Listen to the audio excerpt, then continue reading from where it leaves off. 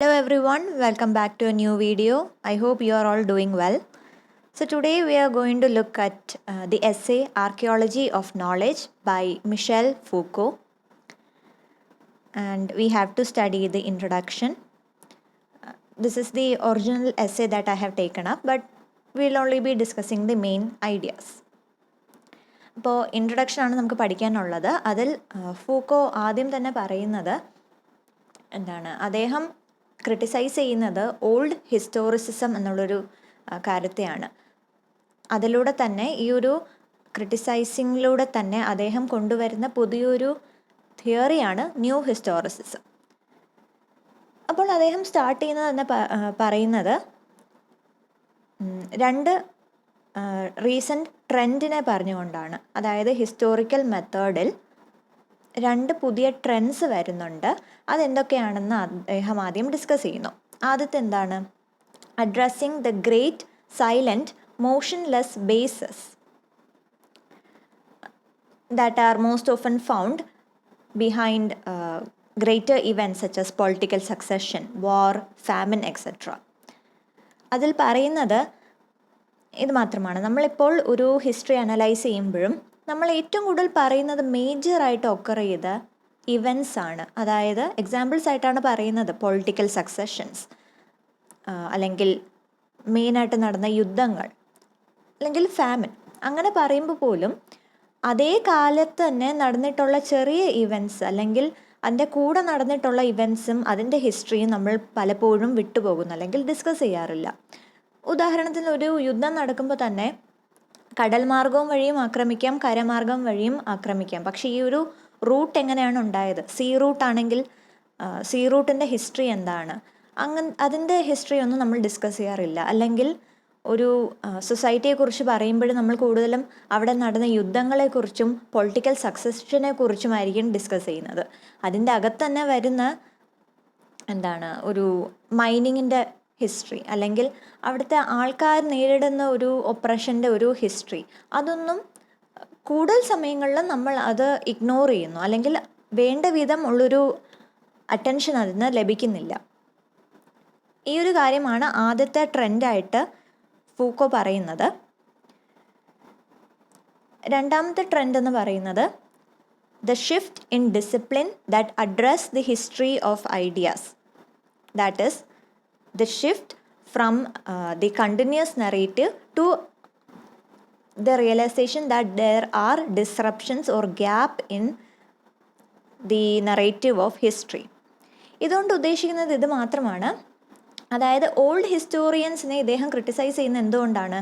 അദ്ദേഹം പറയുന്നത് old historicism ഒരു ഡിക്ലെയർ ചെയ്യുന്നത് ഹിസ്റ്ററി എന്ന് പറയുന്നത് ഒരു ലീനിയർ നറേറ്റീവാണ്, അല്ലെങ്കിൽ ഒരു വളരെ കണ്ടിന്യൂസ് ആയിട്ടുള്ള ഒരു ക്രോണോളജിക്കൽ നറേറ്റീവാണെന്നാണ് ഓൾഡ് ഹിസ്റ്റോറിയൻസ് പറയുന്നത്. ഒരു ഉദാഹരണത്തിന് നമുക്ക് ലിറ്ററേച്ചർ എന്ന് എടുക്കാം. ലിറ്ററേച്ചറിലെ ഹിസ്റ്ററി ആണെങ്കിലും എല്ലാ ഫീൽഡിലെ ഹിസ്റ്ററി ആണെങ്കിലും ഒരു കണ്ടിന്യൂസ് ആയിട്ട് ഒരു ഇവൻറ്റ് കഴിഞ്ഞ് മറ്റൊരു ഇവൻറ്റ് നടക്കുന്നു, അതിനുശേഷം വേറൊരു ഇവൻറ്റ് നടക്കുന്നു എന്നുള്ളൊരു രീതിയിൽ വളരെ കണ്ടിന്യൂസ് ആയിട്ട് ഒരു ഗ്യാപ്പും ഇല്ലാത്തൊരു ഹിസ്റ്ററി നറേറ്റീവ് ആണെന്നാണ് ഓൾഡ് ഹിസ്റ്റോറിയൻസ് പറയുന്നത്. പക്ഷേ ഫൂക്കോ അത് ചാലഞ്ച് ചെയ്യുന്നു. ഫൂക്കോ പറയുന്നു അങ്ങനെയല്ല, നമ്മൾക്ക് ഗ്യാപ്പ് കാണാൻ പറ്റും, അല്ലെങ്കിൽ ഡിസ്റപ്ഷൻസ് കാണാൻ പറ്റും. ഈ ഒരു ഡിസ്റപ്ഷൻസിനെ നമ്മൾ വേണ്ട വിധം റിസർച്ച് ചെയ്ത് അനലൈസ് ചെയ്യണമെന്നും അതിലൂടെ പല രീതിയിലുള്ളൊരു ഇൻ്റർപ്രിട്ടേഷൻ ഹിസ്റ്ററിക്ക് സംഭവിക്കാമെന്നും അദ്ദേഹം പറയുന്നുണ്ട്. നമുക്കിപ്പോൾ ലിറ്ററേച്ചറിൻ്റെ ഹിസ്റ്ററി എടുക്കാം. ഏറ്റവും കൂടുതൽ നമ്മൾ പറയുന്നത് ഓൾഡ് ഹിസ്റ്റോറിയൻസ് ഹിസ്റ്ററിയെ തന്നെ പല പീരീഡ്സ് ആയിട്ട് അല്ലെങ്കിൽ ഏജ് ആയിട്ട് ഡിവൈഡ് ചെയ്തിട്ടുണ്ട്. നമ്മൾ തന്നെ ഹിസ്റ്ററി പഠിക്കുന്നത് എങ്ങനെയാണ്? ആംഗ്ലോ സാക്സൺ, അതിനുശേഷം പിന്നീട് വന്നിട്ട് എലിസബത്തൻ ഏജ് പറയുന്നുണ്ട്, നിയോ ക്ലാസിക്കൽ ഏജ് പറയുന്നുണ്ട്, റൊമാൻറ്റിക് ഏജ് പറയുന്നുണ്ട്, മോഡേൺ ഏജ് പറയുന്നുണ്ട്, പോസ്റ്റ് മോഡേൺ, അങ്ങനെ പല രീതിയിൽ ലിറ്റററി പീരീഡ്സ് ആയിട്ട് ഹിസ്റ്ററി ഡിവൈഡ് ചെയ്തിട്ടുണ്ട്. പക്ഷേ ശരിക്കും റിയാലിറ്റിയിൽ അങ്ങനെ ഒരു ഡിവിഷൻ ഉണ്ടായിരുന്നോ? അല്ലെങ്കിൽ ഒരു വർഷം നിയോ ക്ലാസിക്കൽ തീരുന്നു, അടുത്ത വർഷം തന്നെ റൊമാൻറ്റിക് ഏജ് തുടങ്ങുന്നു എന്ന് റിയാലിറ്റിയിൽ നമുക്ക് പറയാൻ പറ്റുമോ? ഒരിക്കലും നമുക്ക് പറയാൻ പറ്റില്ല. കാരണം അതിൻ്റെ അകത്ത് തന്നെ പല രീതിയിലുള്ള ഗ്യാപ്സ് ഉണ്ട്, അല്ലെങ്കിൽ പല രീതിയിലുള്ള ചെറിയ ട്രാൻസ്ഫോർമേഷനോ ഇവൻറ്റും സംഭവിച്ചിട്ടുണ്ട്. അത് യാഥാർത്ഥ്യമാണ്. പക്ഷെ നമ്മൾ ഹിസ്റ്ററി പഠിക്കുമ്പോൾ ഒരിക്കലും എന്നല്ല, വളരെ അപൂർവമായിട്ട് മാത്രമേ ഈ ഒരു ഗ്യാപ്പിനെ കുറിച്ച് പഠിക്കുന്നുള്ളൂ.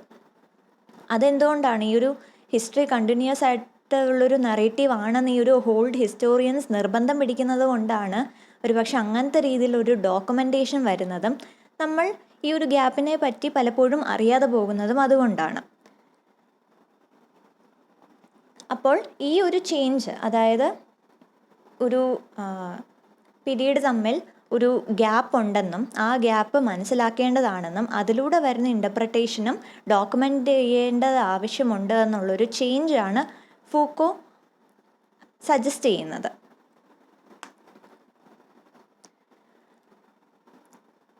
And what else? There is a statement in the essay itself that is recurrent redistribution reveal several past, several forms of connection, several hierarchy of importance, several network of determination, several teleologies for one and the same science.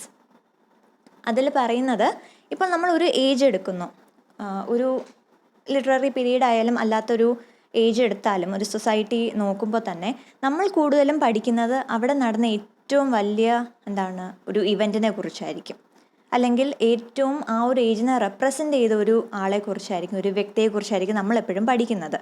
പക്ഷേ reality എടുത്ത് നോക്കുമ്പോൾ ചെറുതും വലുതുമായ പല ഇവൻറ്റ്സും ആ ഒരു മാറ്റത്തിന് കാരണമായിട്ടുണ്ട്. അല്ലെങ്കിൽ പ്രശസ്തി നേടാതെ പോയ പല വ്യക്തികളും ഒരു സൊസൈറ്റിയിലുണ്ടായ മാറ്റത്തിന് കാരണം ആകുന്നുണ്ട്. പക്ഷെ നമ്മളെപ്പോഴും പഠിക്കുന്ന ഏറ്റവും കൂടുതൽ ഏറ്റവും വലിയൊരു പോപ്പുലറായൊരു ഇവൻ്റ് അല്ലെങ്കിൽ പോപ്പുലറായൊരു വ്യക്തിയെക്കുറിച്ചാണ് നമ്മളെപ്പോഴും പഠിക്കുന്നത്. അതൊരു രീതിയിലൊരു ഫ്ലോ ആണെന്നാണ് ഫൂക്കോ പറയുന്നത്. ഉദാഹരണത്തിന് നമുക്കിപ്പോൾ ഒരു എൻലൈറ്റൻമെൻറ്റ് എടുക്കാം. എൻലൈറ്റൻമെൻറ്റ് അല്ലെങ്കിൽ റെനേസാൻസ് പീരീഡ് നമ്മൾ പഠിക്കുന്നത് ആ ഒരു ഏജിൽ സംഭവിച്ച ഏറ്റവും വലിയൊരു ഇവൻ്റാണ്. പക്ഷേ ആ ഒരു ഇവൻ്റ് കൊണ്ട് മാത്രമാണോ ആ ഒരു എൻലൈറ്റൻമെൻറ്റ് അല്ലെങ്കിൽ മോഡേൺ ഏജിൻ്റെ ഒരു തുടക്കമെന്ന് നമ്മൾ പറയുന്ന ഒരു ചേഞ്ച് വരാൻ കാരണം?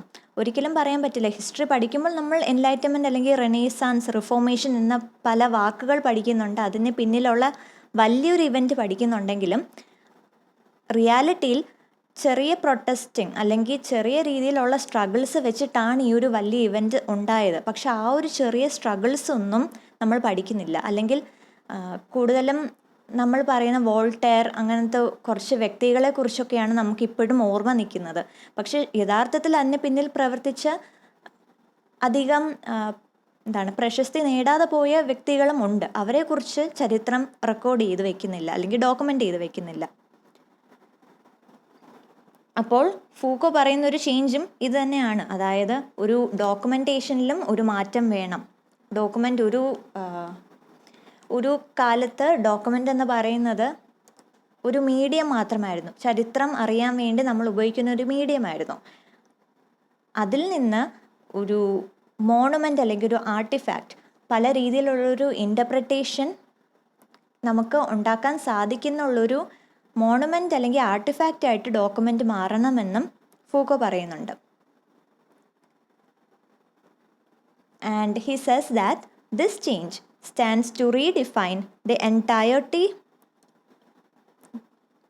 of the historical practice, because history is one way in which a society recognizes and develops a mass of documentation with which it is inextricably linked.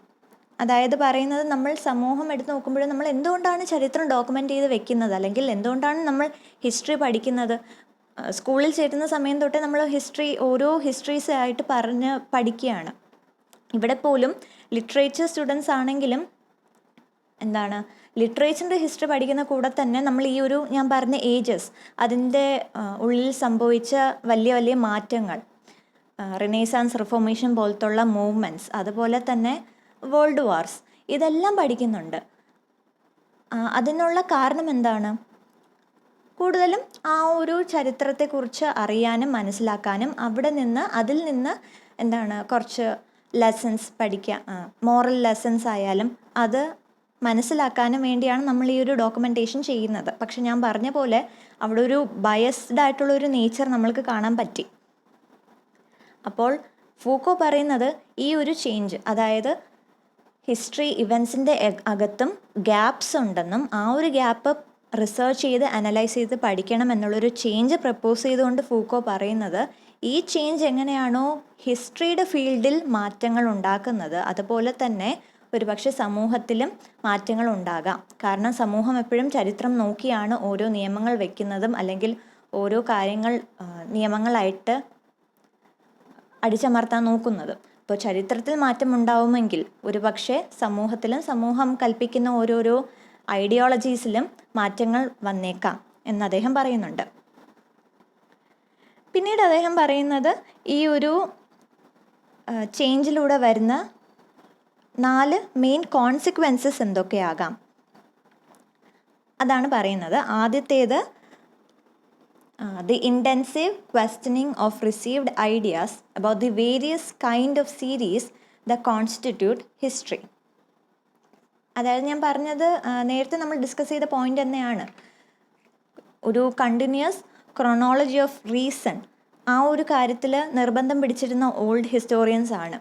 ആ ഒരു അസംഷനെ ചാലഞ്ച് ചെയ്യുക, അതിനെ ക്വസ്റ്റ്യൻ ചെയ്യുക. മാത്രമല്ല ഒരു ഇവൻറ്റിന് ശേഷം മറ്റൊരു ഇവൻറ്റ് നടക്കുന്നു എന്നുള്ളൊരു അസംഷൻ അവിടെയും അതിനെ ക്വസ്റ്റ്യൻ ചെയ്യുക. അതിലൂടെ ഒരു സർഫസ് എഫക്റ്റ് ഉണ്ടാക്കുക. ഈ സർഫസ് എഫക്റ്റ് ഞാൻ നേരത്തെ പറഞ്ഞ ഒരു കാര്യം തന്നെയാണ്. ഒരു ഡിസ്കണ്ടിന്യൂസ് ആയിട്ടുള്ളൊരു നെറേറ്റീവാണ് ഹിസ്റ്ററി എന്നുള്ളൊരു റിയലൈസേഷൻ ഉണ്ടാവുക. എന്നിട്ട് ആ ഒരു ഗ്യാപ്പ് എന്തൊക്കെയാണ് ആ ഒരു ഗ്യാപ്പ് എന്ന് മനസ്സിലാക്കി അതിൽ കൂടുതൽ റിസർച്ച് ചെയ്യുക.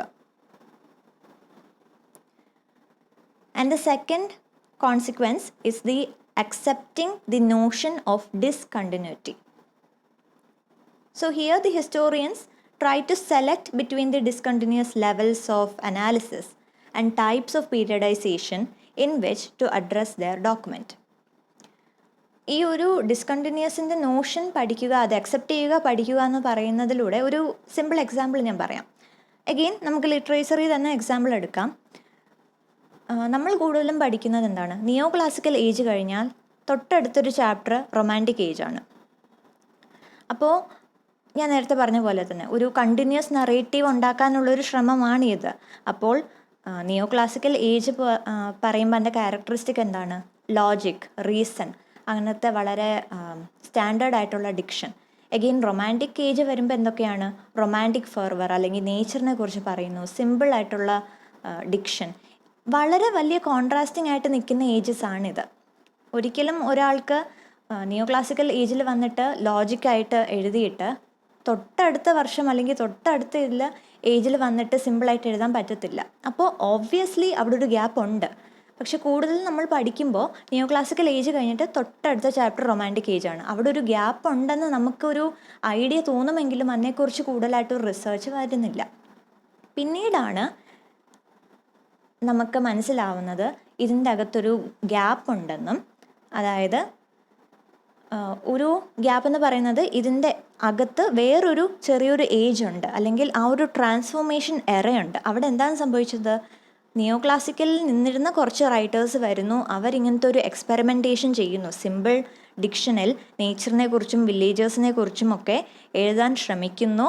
അതിലൂടെ തന്നെ പുതിയൊരു രീതിയിലുള്ളൊരു റൈറ്റിംഗ്, ഒരു തീംസ് ഇൻട്രൊഡ്യൂസ് ചെയ്യുന്നു. അങ്ങനെയാണ് പിന്നീട് കൂടുതൽ എഴുത്തുകാരത് ചേർത്ത് പിടിച്ച് അല്ലെങ്കിൽ അതിനോട് ചേർന്നുകൊണ്ട് റൊമാൻറ്റിക് ഏജ് എന്നുള്ളൊരു വലിയൊരു ഏജായിട്ട് മാറുന്നത്. സോ ഓബ്വിയസ്ലി അവിടെ ഒരു ട്രാൻസ്ഫോർമേഷൻ എറയുണ്ട്. ആ ഒരു ഗ്യാപ്പ് മനസ്സിലാക്കി അതിൽ പഠിച്ചാണ് ഒരുപക്ഷെ നമ്മളിപ്പോൾ പഠിക്കുന്ന ഏജ് ഓഫ് ട്രാൻസിഷൻ എന്ന് നമ്മുടെ തോമസ് ഗ്രേയും Oliver Goldsmith, Burns, Blake പോലത്തുള്ള എഴുത്തുകാരെല്ലാം ഡോമിനേറ്റ് ചെയ്തിരുന്ന ഏജ് ഓഫ് ട്രാൻസിഷൻ എന്നുള്ളൊരു ഗ്യാപ്പ് അവിടെ വരുന്നത്. അപ്പോൾ അതാണ് ഇവിടെ ഉദ്ദേശിക്കുന്നത്. ഇങ്ങനത്തെ ഇവൻസിൻ്റെ ഇടയിൽ, പല മേജർ ഇവൻസിൻ്റെ ഇടയിലും ഇങ്ങനത്തെ പല ഗ്യാപ്സും ഉണ്ട്, പല ട്രാൻസ്ഫോർമേഷൻ എറയുണ്ട്. അത് മനസ്സിലാക്കുക, അതിനെയും പഠിക്കുക, അതിനെയും ഇൻ്റർപ്രറ്റ് ചെയ്തുകൊണ്ട് ഡോക്യുമെൻ്റ് ചെയ്യുക. ഇത് മാത്രമാണ് സെക്കൻഡ് ആ ഒരു കോൺസിക്വൻസ് കൊണ്ട് ഉദ്ദേശിക്കുന്നത്. മൂന്നാമത്തേതെന്ന് പറയുന്നത് disappearance of the theme and possibility of A total history and the emergence of A general history.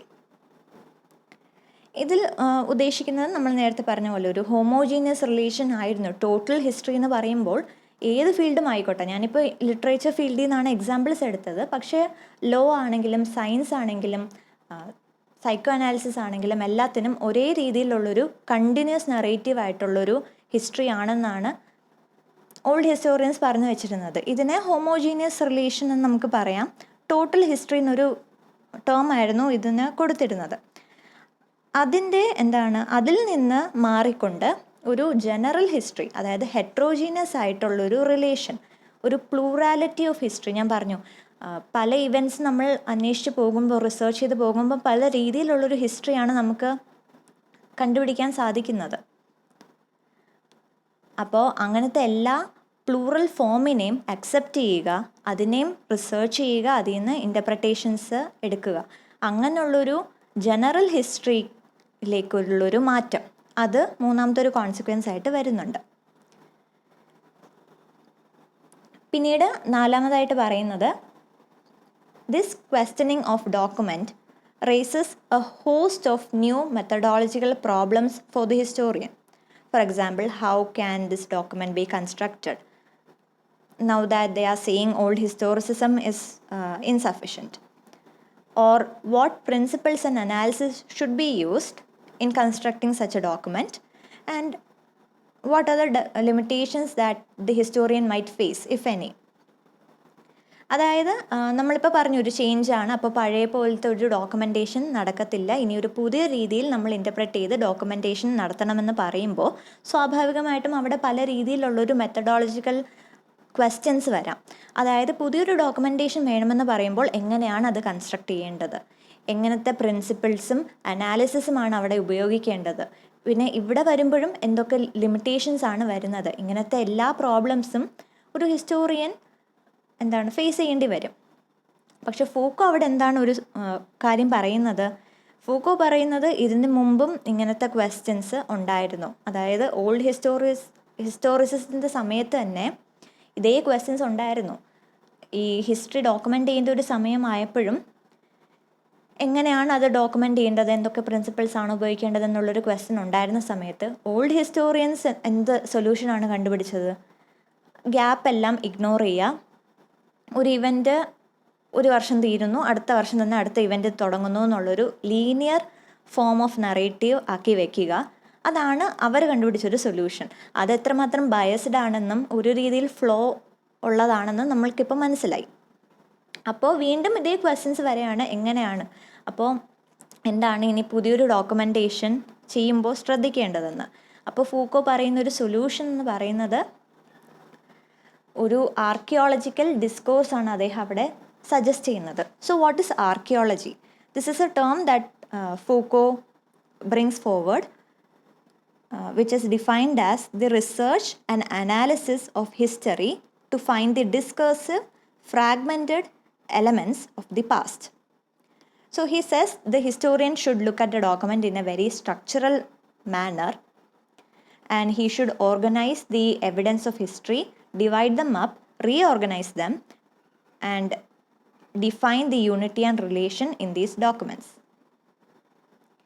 അദ്ദേഹം പറയുന്നത് ആർക്കിയോളജിക്കൽ ഡിസ്കോഴ്സ് വേണമെന്നാണ്. അതായത് ഇങ്ങനത്തെ ഒരു ഡിസ്കോഴ്സിൽ ഒരു ഫ്രാഗ്മെൻറ്റഡ് ആയിട്ടുള്ള എലമെൻറ്റ്സ് എല്ലാം മനസ്സിലാക്കുക, അതിനെ അക്സെപ്റ്റ് ചെയ്യുക. അതാണ് ഫസ്റ്റ് സ്റ്റെപ്പ്. ഇങ്ങനത്തെ ഒരു ഫ്രാഗ്മെൻറ്റഡ് ആയിട്ടുള്ള ഹിസ്റ്ററിയാണ് നമുക്കുള്ളത് എന്നുള്ളൊരു കാര്യം അക്സെപ്റ്റ് ചെയ്യുക, അതിൽ റിസർച്ച് ചെയ്യുക, അനലൈസ് ചെയ്യുക, വളരെ സ്ട്രക്ചറലായിട്ട് തന്നെ അതിനെ അപ്രോച്ച് ചെയ്യുക എന്നുള്ളൊരു കാര്യം, അങ്ങനത്തെ ഉള്ളൊരു സൊല്യൂഷനാണ് ഫൂക്കോ സജസ്റ്റ് ചെയ്യുന്നത്. അപ്പോൾ സ്വാഭാവികമായിട്ടും നമ്മുടെ മനസ്സിലുള്ളൊരു ക്വസ്റ്റ്യനാണ്, ഇത്രയും ഒരു വലിയൊരു ചേഞ്ചാണിത്, ഒരു ആർക്കിയോളജിക്കൽ ഡിസ്കോഴ്സ് എന്ന് പറയുന്നത്. അപ്പോൾ ഈ ഒരു ചേഞ്ച് എന്തുകൊണ്ട് ഇതിന് മുമ്പ് വന്നില്ല? അല്ലെങ്കിൽ നമ്മൾ പറഞ്ഞു ഓൾഡ് ഹിസ്റ്റോറിയൻസും ഇതേ പ്രോബ്ലംസ് ഫേസ് ചെയ്തവരാണ്, അവരെന്തുകൊണ്ട് ഈ ഒരു ചേഞ്ച്, ഈ ഒരു ന്യൂ ഹിസ്റ്റോറിസിസം എന്നുള്ളൊരു കാര്യം ഓർത്തില്ല എന്ന് ചോദിക്കുമ്പോൾ അവിടെ ഒരു ആൻസറായിട്ട് ഫൂക്കോ പറയുന്നത് എന്താണ്? It is this need for an ordered continuous history that is centred on the human subject. അതായത് മനുഷ്യനാണ് പരമോന്നത സ്ഥാനത്തുള്ളത്, ഒരു അബ്സല്യൂട്ട് സബ്ജക്റ്റായിട്ട് മനുഷ്യനാണുള്ളതെന്നും അതുകൊണ്ട് തന്നെ മനുഷ്യനെ ചുറ്റിപ്പറ്റിയുള്ളൊരു ചരിത്രം ഉണ്ടാക്കുക എന്നുള്ളൊരു ടെൻഡൻസി, അതുകൊണ്ടാണ് ഈ ഒരു ചേഞ്ച് നേരത്തെ വരാതെ പോയതെന്നാണ് ഫൂക്കോ പറയുന്നത്.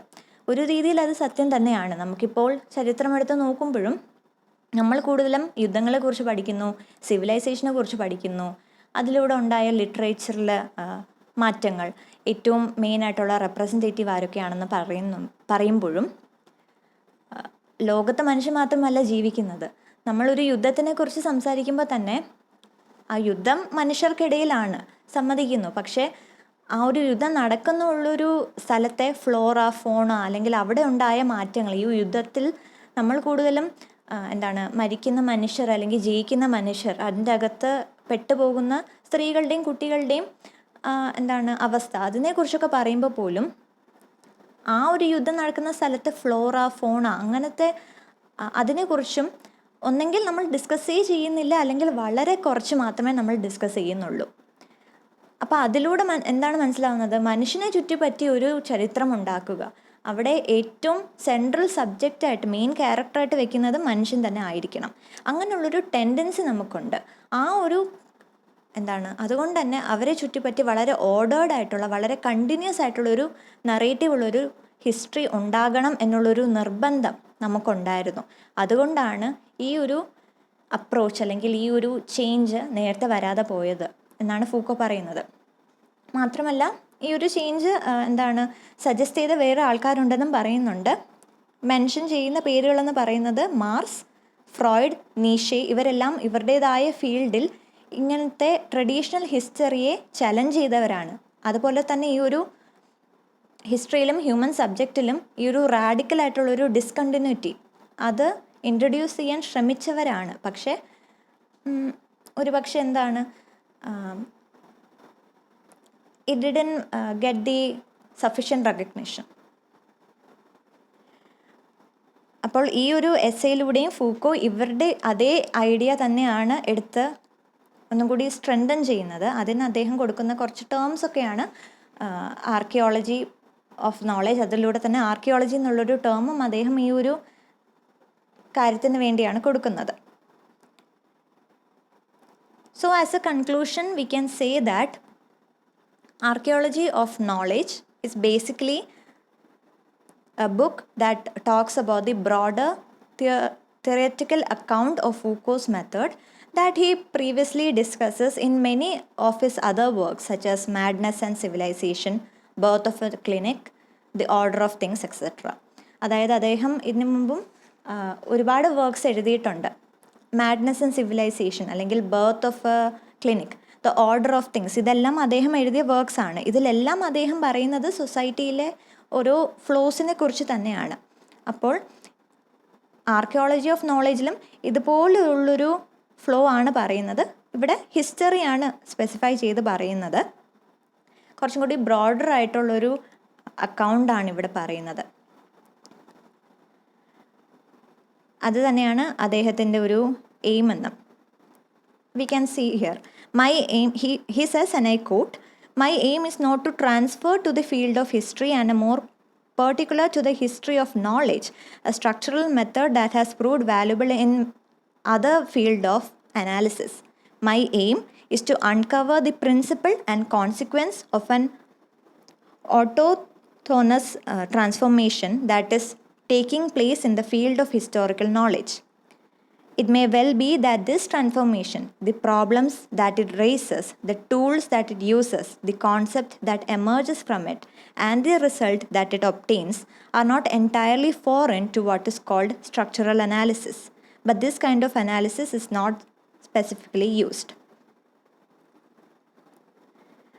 അതുതന്നെയാണ് അദ്ദേഹം പറയുന്നത്. ഈ ഒരു ഹിസ്റ്റോറിക്കൽ നോളേജിൽ വന്നൊരു ഗ്യാപ്പ് അദ്ദേഹം ശ്രദ്ധിക്കുന്നു, വന്നൊരു ബയസ് അദ്ദേഹം ശ്രദ്ധിക്കുന്നു, അത് ആൾക്കാരിലേക്ക് എത്തിക്കുക. അതുപോലെ തന്നെ ന്യൂ ഹിസ്റ്റോറിസിസം എന്നുള്ളൊരു പുതിയൊരു തിയറി ഇൻട്രൊഡ്യൂസ് ചെയ്യുക. അതാണ് അദ്ദേഹം ഈ ഒരു ബുക്ക് കൊണ്ട് ഉദ്ദേശിക്കുന്ന ഒരു aim. So that is the end of the video. ഞാൻ പറഞ്ഞ തിയറീസ് അതുപോലത്തുള്ള ഐഡിയാസ് ക്ലിയർ ആയിട്ടുണ്ടെങ്കിൽ please let me know in the comment section. And also like the video if you are able to understand it. And if you are new to my channel, do consider subscribing. Thank you.